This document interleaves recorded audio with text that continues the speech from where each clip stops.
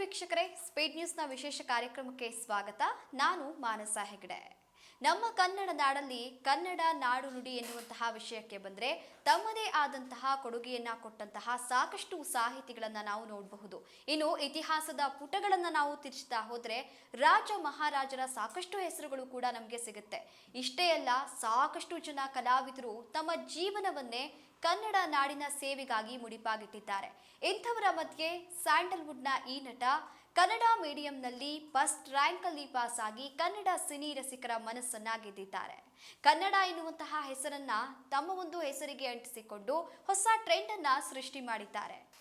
ಬೇರೆ ಯಾರು ಅಲ್ಲ, ಫಸ್ಟ್ ರ್ಯಾಂಕ್ ರಾಜು ಖ್ಯಾತಿಯ ಗುರುನಂದನ್ ಅವರು ನಮ್ಮ ಜೊತೆಗಿದ್ದಾರೆ. ಬನ್ನಿ ಅವರನ್ನ ಕಾರ್ಯಕ್ರಮಕ್ಕೆ ಮೊದಲಿಗೆ ಸ್ವಾಗತ ಮಾಡ್ಕೊಳ್ಳೋಣ. ನಮಸ್ತೆ ಸರ್, ಕಾರ್ಯಕ್ರಮಕ್ಕೆ ಸ್ವಾಗತ. ನೀವು ಕೂಡ ಥ್ಯಾಂಕ್ ಯು, ಧನ್ಯವಾದಗಳು. ನಿಮಗೆ ಕನ್ನಡ ರಾಜ್ಯೋತ್ಸವದ ಹಾರ್ದಿಕ ಶುಭಾಶಯಗಳು. ನೀವು ಕೂಡ ಕನ್ನಡ ರಾಜ್ಯೋತ್ಸವದ ಹಾರ್ದಿಕ ಶುಭಾಶಯಗಳು. Thank you sir.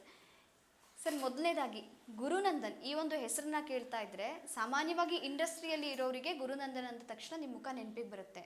ಆದರೆ ಬಹುತೇಕವಾಗಿ ಪ್ರೇಕ್ಷಕರಿಗೆ ಗುರುನಂದನ್ ಅಂತ ಹೇಳಿದ ತಕ್ಷಣ ನಿಮ್ಮ ಮುಖ ನೆನಪಿಗೆ ಬರಲ್ಲ. ಫಸ್ಟ್ ರ್ಯಾಂಕ್ ರಾಜು ಅಂತ ಮಾತ್ರ ನೀವು ಅಂತ ಎಲ್ರಿಗೂ ಕೂಡ ಗೊತ್ತಾಗುತ್ತೆ. ಇದ್ರ ಬಗ್ಗೆ ಬೇಜಾರಿದೆಯಾ? ಯಾಕೆಂತಂದ್ರೆ ಗುರುನಂದನ್ ಅಂತ ಯಾರು ಇಲ್ಲ, ಖುಷಿ ಆಗುತ್ತೆ. ಅದೊಂದು ಪಾತ್ರದಿಂದ ಒಂದು ಬ್ರ್ಯಾಂಡ್ ಆಗೋದು. ಈಗ ಆಲ್ಮೋಸ್ಟ್ 5 years ಆಯಿತು ನಂದು ಆ ಮೂವಿಗೆ ಬಂದೆ. 5 years ಆದ್ರೂ ರಾಜು ಅನ್ನೋ ಒಂದು ಸೀಲ್ ಇದೆ. ಎಲ್ಲಾದರೂ ಫಸ್ಟ್ ರ್ಯಾಂಕ್. ನಾನು ಇನ್ನು ಎಷ್ಟೇ ಮೂವಿ ಮಾಡ್ಬೋದು, ಆದರೂ ರಾಜು, ನಾನು ಯಾರಿಗಾದ್ರೂ ಫೋನ್ ಮಾಡಿದ್ರು ನನಗೂ ಕೆಲವರಿಗೆ ಗುರು ಅಂತ ಗೊತ್ತಾಗಲ್ಲ. ನನ್ನ ಫಸ್ಟ್ ರ್ಯಾಂಕ್ ರಾಜು ಗುರುನಂದನ್ ಅಂತ ಗೊತ್ತಾಗುತ್ತೆ. ಸೊ ಅದೊಂದು ಟ್ರೇಡ್ ಮಾರ್ಕ್, ಖುಷಿ ಆಗುತ್ತೆ. ಓಕೆ, ನಿಮ್ಮ ಸಿನಿಮಾ ವಿಷಯಕ್ಕೆ ಆಮೇಲೆ ಬರೋಣ. ಅದಕ್ಕೂ ಮೊದಲು ನಿಮ್ಮ ಬಾಲ್ಯದ ದಿನಗಳು ತುಂಬ ಚೆನ್ನಾಗಿತ್ತು, ತುಂಬ ತರಲೆ ಅನ್ನೋದನ್ನು ಕೇಳ್ಪಟ್ವಿ ಸರ್. ಹೇಗಿತ್ತು ಬಾಲ್ಯದ ಜೀವನ? ಚೆನ್ನಾಗಿತ್ತು. ಒಂಥರ ನಾನು ಮಲೆನಾಡು ಭಾಗದ ಹುಡುಗ. ಅಲ್ಲಿ ಸ್ಕೂಲು, ಅಲ್ಲಿ ಒಂದು ಕಲ್ಚರಲ್ ಪ್ರೋಗ್ರಾಮ್ಗಳು, ಸ್ಕೂಲಲ್ಲಿ ನಡೆಯೋಂಥ ಡ್ರಾಮಾ ಆಗಿರ್ಬೋದು, ಸಿಂಗಿಂಗ್ ಕಾಂಪಿಟೇಷನ್ನು, ಸ್ಪೋರ್ಟ್ಸ್ ಸ್ವಲ್ಪ ಕಮ್ಮಿ. ಸ್ಪೋರ್ಟ್ ಆರ್ಗನೈಸ್ ಮಾಡ್ತಾಯಿದ್ದೆ. ಬಟ್ ಈ ಕಲ್ಚರಲ್ ಪ್ರೋಗ್ರಾಮಲ್ಲಿ ಸ್ವಲ್ಪ ಆ್ಯಕ್ಟಿವ್ ಆಗಿದ್ದೆ. ಓದೋದು ಸ್ವಲ್ಪ ಕಮ್ಮಿನೇ, ಲಾಸ್ಟ್ ಬೆಂಚರ್ ಅಂತಾರ ನಾನು. ಬಟ್ ಸ್ಕೂಲಲ್ಲಿ ಯಾವುದೇ ಒಂದು ಕಾಂಪಿಟೇಷನ್ಗಳಾದರೆ, ಸಿಂಗಿಂಗ್ ಕಾಂಪಿಟೇಷನು ಅಥವಾ ಡ್ರಾಮಾ, ಆ್ಯಕ್ಟಿಂಗು, ಅದೆಲ್ಲ ಅದರಲ್ಲಿ ಮುಂದೆ ಇರ್ತಿದ್ದೆ. ಚೆನ್ನಾಗಿತ್ತು. ಅದೊಂದು ಆ ಲೈಫ್ನ ಮಿಸ್ ಮಾಡ್ಕೋತೀನಿ, ಚೈಲ್ಡ್ಹುಡ್ ಲೈಫ್ನ. ಅದು ಹಳ್ಳಿ ವಾತಾವರಣದಲ್ಲಿ ಬೆಳೆದಿದ್ದು. ಹಾಗಾಗಿ ಸ್ವಲ್ಪ ಕಷ್ಟ ಸುಖಗಳೆಲ್ಲ ಗೊತ್ತಾಗುತ್ತೆ. ಸಿಟಿಲಿ ಆಮೇಲೆ ಒಂದು ನನ್ನ ಸ್ಕೂಲು ಕಾಲೇಜೆಲ್ಲ ಮುಗಿದ ಮೇಲೆ ಸಿಟಿ ಲೈಫ್ ಸ್ಟಾರ್ಟ್ ಆಗಿದ್ದು.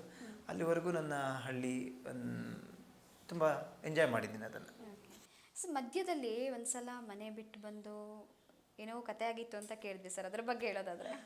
ತುಂಬ ಸತಿ ಹೇಳಿದ್ದೀನಿ, ಅದನ್ನೇ ಅಂತ ಹೇಳೋದೇನಿಲ್ಲ. ಬಟ್ ಅದೇ ಫಿಲ್ಮ್ ಇಂಡಸ್ಟ್ರಿಗೆ ಆ್ಯಕ್ಟಿಂಗ್ ಮಾಡಬೇಕು ಅನ್ನೋದೊಂದು ತುಂಬ ಆಸೆ ಇತ್ತು. ಬಟ್ ಯಾವುದು ಕಾಂಟ್ಯಾಕ್ಟಲ್ಲಿಲ್ಲ. ಒಂದ್ಸಲಿ ಬಂದಿದ್ದೆ, ಹೌದೌದು ಬಂದಿದ್ದೆ. ಅದು ಒಂದು ಜರ್ನಿ ಅಷ್ಟೇ ಲೈಫ್. ಓಕೆ, ಈ ಸಿನಿಮಾ ಗೀಳು ಅನ್ನೋದು ಹುಟ್ಕೊಂಡಿದ್ದು ಹೇಗೆ ಸರ್? ಯಾಕೆಂತಂದ್ರೆ ಅಷ್ಟು ಚಿಕ್ಕ ವಯಸ್ಸಿಗೆ ಸಿನಿಮಾದಲ್ಲೇ ಆ್ಯಕ್ಟ್ ಮಾಡಬೇಕು ಅಂತ ಆಸೆ? ಇಲ್ಲ, ನಾನು ಆ್ಯಕ್ಚುಲಿ ಚಿತ್ರಗಳನ್ನ ನೋಡ್ತಾ ಇದ್ದೆ, ತುಂಬ ಚಿತ್ರಗಳನ್ನ, ಫಿಲ್ಮ್ಗಳು ನೋಡ್ತಾ ಇದ್ದೆ. ಟಿ ವಿಯಲ್ಲಿ ನೋಡಿದಾಗ ಸೊ ನಾನು ಆಗಬೇಕು ಅನ್ನೋದೊಂದು ಆಸೆ ಇತ್ತು. ನನ್ನ ಚೈಲ್ಡ್ಹುಡ್ ಡ್ರೀಮ್ ಅದು ಆ್ಯಕ್ಚುಲಿ. ಬಾಲ್ಯ ಕಲಾವಿದರುಗಳನ್ನ ನೋಡಿದಾಗ, ಬಾಲನಟರುಗಳನ್ನ ನಾನು ನೋಡಿದಾಗ ನಾನು ಆಗಬೇಕು ಅನ್ನೋದು. ಬಟ್ ಅದೇ ನನಗೆ ಯಾವುದೇ ಕಾಂಟ್ಯಾಕ್ಟ್ ಇಲ್ಲ. ಹಂತವಾಗಿ ಸೀರಿಯಲ್ಲು ಅದೆಲ್ಲ ಮಾಡಿಕೊಂಡು ಬಂದಿದ್ದೆ. ಓಕೆ, ಕಿರುತೆರೆಯಲ್ಲಿ ಮೊದಲನೇದಾಗಿ ಎಂಟ್ರಿ ಕೊಡ್ತೀರಾ. ಆ ಒಂದು ಲಿಂಕ್ ಹೇಗೆ ಬೆಳೀತು, ಹೇಗೆ ಬಂದ್ರಿ? ಇಲ್ಲ, ನಾನು ಫಸ್ಟು ಬೆಂಗಳೂರು ಬಂದಾಗ ಅದೇ ತುಂಬ ಪ್ರಯತ್ನ ಪಡ್ತಾ ಇದ್ದೆ. ಅದಾದಮೇಲೆ ಇತ್ಯರ್ಥ ಅಂತ ಒಂದು ಜೀ ಕನ್ನಡದಲ್ಲಿ ಟೆಲಿಫಿಲ್ಮ್ ಸಿಕ್ತು. ಅದಾದಮೇಲೆ ಸೀರಿಯಲ್ಗಳನ್ನ ಮಾಡ್ತಾಯಿದ್ದೆ. ಸೀರಿಯಲ್ ಸಣ್ಣ ಪುಟ್ಟ ಪಾತ್ರಗಳು. ಅದಾದಮೇಲೆ ಮೇಯ್ನ್ ರೋಲ್ ಸಿಕ್ತು. ಸೀರಿಯಲ್ ಆದಮೇಲೆ ಮೂವಿಲಿ ಸಣ್ಣ ಪುಟ್ಟ ಪಾತ್ರಗಳನ್ನ ಮಾಡ್ತಾಯಿದ್ದೆ. ಅದಾದಮೇಲೆ 1 by 1 movie, first rank Raju Kannada medium, smile please, missing boy, ಈಗ ರಾಜು ಜೇಮ್ಸ್ ಬಾಂಡ್ ಅಂತ, ಮತ್ತು ಒಂದು ಹ್ಯಾಪಿ ಎಂಡಿಂಗ್ ಅಂತ, ಈ ಒಂದು 5-6 ಪಿಕ್ಚರ್ಗಳನ್ನ ಮಾಡಿದ್ದೀನಿ. ಮುಂದಿನ ಒಳ್ಳೊಳ್ಳೆ ಸದಾಭಿರುಚಿ ಚಿತ್ರಗಳನ್ನ, ಅಂದರೆ ಯಂಗ್ಸ್ಟರ್ಸು, ಫ್ಯಾಮಿಲಿ, ಎಲ್ಲರಿಗೂ ಟಚ್ ಆಗೋಂಥ ಕಥೆಗಳನ್ನ ಹುಡುಕ್ತಾ ಇದ್ದೀವಿ. ಇವಾಗ ಗಮನಿಸ್ತಾ ಇದ್ದೀವಿ, ಯಾಕೆಂತಂದರೆ ಒಂದು ಸಿನಿ ಇಂಡಸ್ಟ್ರಿಗೆ ಬರೋದಿರಬಹುದು. ಇಂಡಸ್ಟ್ರಿ ಅನ್ನೋದಕ್ಕೆ ನಾವು ಪಾದಾರ್ಪಣೆ ಮಾಡಿ ಅಲ್ಲಿ ಹೆಸರನ್ನು ಗಳಿಸ್ಬೇಕು ಅಂತಂದರೆ ತುಂಬಾ ಕಷ್ಟ, ಇಲ್ಲೊಂದು ನೆಲೆಯೂರೋದೇ ಕಷ್ಟ. ನೀವು ಕೂಡ ಸಾಕಷ್ಟು ಪ್ರಯತ್ನಗಳನ್ನು ಮಾಡಿ ಫಸ್ಟ್ ರ್ಯಾಂಕ್ ರಾಜು ಚಿತ್ರದ ಮೂಲಕ ಎಲ್ರಿಗೂ ಕೂಡ ಮನೆ ಮಾತಾದ್ರಿ. ಆ ಒಂದು ಡೇಸ್ ಹೇಗಿತ್ತು? ಯಾವ ರೀತಿಯಾಗಿರುವಂತಹ ಕಷ್ಟ ಆಯಿತು? ಇಲ್ಲ, ಅದೊಂದು ಚಾಲೆಂಜಿಂಗ್ ಇತ್ತು, ತುಂಬ ಚಾಲೆಂಜಿಂಗ್ ಅಂತ. ಯಾಕೆಂದರೆ ಮಾಡಲೇಬೇಕು ಅನ್ನೋದು ನನಗೆ ಖುಷಿ. ಒಂದು ಯಾಕೆಂದರೆ ಲರ್ನಿಂಗ್ ಪ್ರೋಸೆಸ್. ಆ ಚಿತ್ರದಲ್ಲಿ ಪ್ರತಿಯೊಂದು ವರ್ಕು ನಾನು ಮಾಡಿದ್ದೆ. ಆ್ಯಕ್ಚುಲಿ ಆ್ಯಕ್ಟಿಂಗು, ಪ್ರೊಡಕ್ಷನ್ನು, ಆಮೇಲೆ ಡೈರೆಕ್ಷನ್ ಡಿಪಾರ್ಟ್ಮೆಂಟಲ್ಲಿ ಇನ್ವಾಲ್ವ್ ಆಗ್ತಾಯಿದ್ದೆ. ಲೊಕೇಶನ್ ಹುಡ್ಕೋಕ್ಕೂ ಹೋಗ್ತಾಯಿದ್ದೆ, ಪ್ರೊಡಕ್ಷನ್ ಮ್ಯಾನೇಜರ್ ಕೆಲಸನೂ.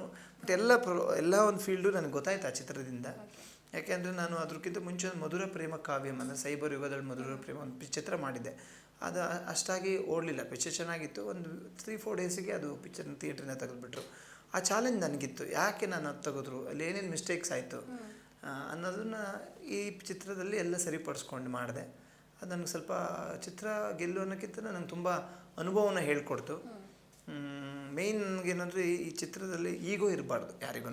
ನಾನು ಡೈರೆಕ್ಟ್ರು, ನಾನು ಹೀರೋ, ನಾನು ಪ್ರೊಡಕ್ಷನ್, ಪ್ರತಿಯೊಂದು ನಾವೆಲ್ಲ ಒಂದು ಟೀಮು ಅಂತ ಮಾಡಿದರೆ ಎಲ್ಲ ಒಂದು ಚಿಕ್ಕ ಪಿಕ್ಚರ್ ಆಗಲಿ, 1 ಕೋಟಿ ಬಜೆಟ್ದಾಗಲಿ, 100 ಕೋಟಿ ಬಜೆಟ್ ಆಗಲಿ, ಒಂದು ಟೀಮ್ ವರ್ಕು ಅನ್ನೋದು ಕಂಪ್ಲೀಟಾಗಿ. ಈಗೋ ಏನಾರು ಆಗಿಬಿಟ್ರೆ ಪ್ರತಿಯೊಂದು ಡಿಪಾರ್ಟ್ಮೆಂಟಲ್ಲೂ ಹೊಡಿತಾ ಹೋಗುತ್ತೆ ಮಿಸ್ಸು. ಸೊ ಎಲ್ಲರೂ ಒಂದಾಗಿ ವರ್ಕ್ ಮಾಡಬೇಕು ಅನ್ನೋದು ನನಗದು ಗೊತ್ತಾಯಿತು. ಬಟ್ ಮಾಡಿದ್ವಿ. ದೇವ್ರದೇ ಜನಗಳು ಕೂಡ ಆ ಚಿತ್ರನ ಸ್ವೀಕರಿಸಿದರು. ಇನ್ನು ಜಾಸ್ತಿ ಜವಾಬ್ದಾರಿ ಬಂತು, ಇನ್ನು ಒಳ್ಳೊಳ್ಳೆ ಚಿತ್ರಗಳು ಮಾಡಬೇಕು ಅಂತ. ಮುಂಚೆ ಆ್ಯಕ್ಚುಲಿ ಜವಾಬ್ದಾರಿ ವರ್ಕ್ ಮಾಡಬೇಕು ಅಂದಿತ್ತು. ಈಗ ಹಾಗಲ್ಲ, ಚಿತ್ರ ಮಾಡಿದರೆ ಹೇಗೆ ಮಾಡಬೇಕು ಅನ್ನೋ ಜವಾಬ್ದಾರಿ ಜಾಸ್ತಿ ಆಗಿದೆ ಆ ಗೆಲುವಿನ. ನಿರೀಕ್ಷೆ ಇಟ್ಕೊಂಡಿರ್ತಾರೆ. ಹೌದು.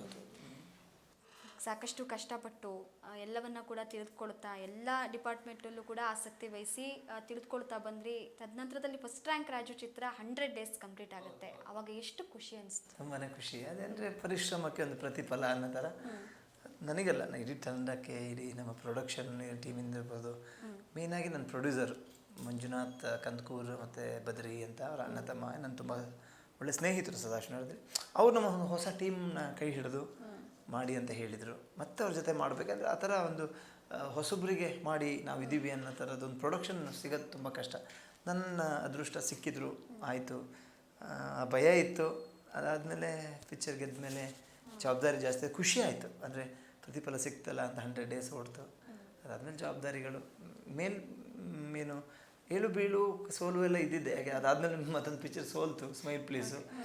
ಸ್ವಲ್ಪ ಬೇಜಾರಾಯಿತು. ಬಟ್ ನಾನು ಸೋಲಿಗೆ ಹೆದರಲ್ಲ, ಗೆಲುವಿಗೆ ಒಂಥರ ಹಿಗ್ಗಲ್ಲ ಅನ್ನೋ ಥರ. ಗೆಲುವು ಓಕೆ, ಗೆಲುವಾಯಿತು. ಸೋಲಿಗೆ ಹೆದರಬಾರ್ದು, ಇನ್ನೊಂದು ಮಾಡಬೇಕು, ಕುಗ್ಗಬಾರ್ದು. ಇನ್ನೊಂದು ಪ್ರಯತ್ನ ಪಡ್ತಾ ಹೋಗ್ತಾಯಿದ್ದೀನಿ. ಇವಾಗ ಗೆದ್ದ ತಕ್ಷಣ ಎಲ್ಲರೂ ಕೂಡ ಜೊತೆಗಿರ್ತಾರೆ. ಬಟ್ ಸೋತಂಥ ಸಂದರ್ಭದಲ್ಲಿ ಆಳಿಗೂ ನನ್ನ ಕಲ್ಲು ಅಂತಾರಲ್ಲ, ಆ ರೀತಿಯಾಗಿ ಜನ ಮಾತನಾಡ್ತಾರೆ. ಈ ಎರಡೂ ಒಂದು ಬ್ಯಾಲೆನ್ಸ್ ಮಾಡೋದು ಹೇಗೆ ಸರ್? ನಾನು ಎರಡೂ ನೋಡಿಬಿಟ್ಟಿದ್ದೀನಿ. ಅದೊಂಥರ ಲೈಫ್ ಅನ್ನೋದೇ ಒಂದು ಗ್ರಾಫ್, ECG ಗ್ರಾಫ್ ಇದ್ದಾಗೆ. ಹೀಗೆ ಇರಬೇಕು ಲೈಫು. ಅಪ್ ಆ್ಯಂಡ್ ಡೌನ್ಸ್ ಇದ್ರೇ ಒಂದು ಸ್ಟ್ರೈಟ್ ಇದ್ದರೆ ಮನುಷ್ಯ ಉಳಿಯಲ್ಲ. ಸೊ ನನಗೆ ಎರಡೂ ಹೇಳ್ಕೊಟ್ಟಿದೆ ಪಾಠಗಳು. ಸೋಲು ಗೆಲುವು ಎರಡೂ, ಯಾರಿರ್ತಾರೆ ಯಾರಿರಲ್ಲ, ಸ್ನೇಹಿತರು, ಅದೆಲ್ಲ ಒಂಥರ ಲೈಫಲ್ಲಿ ಇರಬೇಕು. ಸೋಲು ಗೆಲುವು, ಬರೀ ಗೆಲುವಿಂದ ಇದ್ದರೆ ನಿಮ್ಗೆ ಗೊತ್ತಾಗಲ್ಲ ನಾವೇನು ಮಿಸ್ಟೇಕ್ಸ್ ಮಾಡ್ತೀವಿ, ಯಾರು ನಮ್ಮ ಜೊತೆ ಇರ್ತಾರೆ, ಯಾರು ನಮ್ಮ ಜೊತೆ ಇರಲ್ಲ ಅನ್ನೋದು ಗೊತ್ತಾಗಲ್ಲ. ಸೊ ಗೆಲುವು ಒಂಥರ ಆದರೆ ಸೋಲು ಇನ್ನೊಂಥರ. ಎರಡೂ ಪಾಠ ನಿಮಗೆ ಎರಡೂ ಕಲ್ತಿದ್ರೇ ಒಳ್ಳೆಯದು ಅನ್ಕೋತೀನಿ.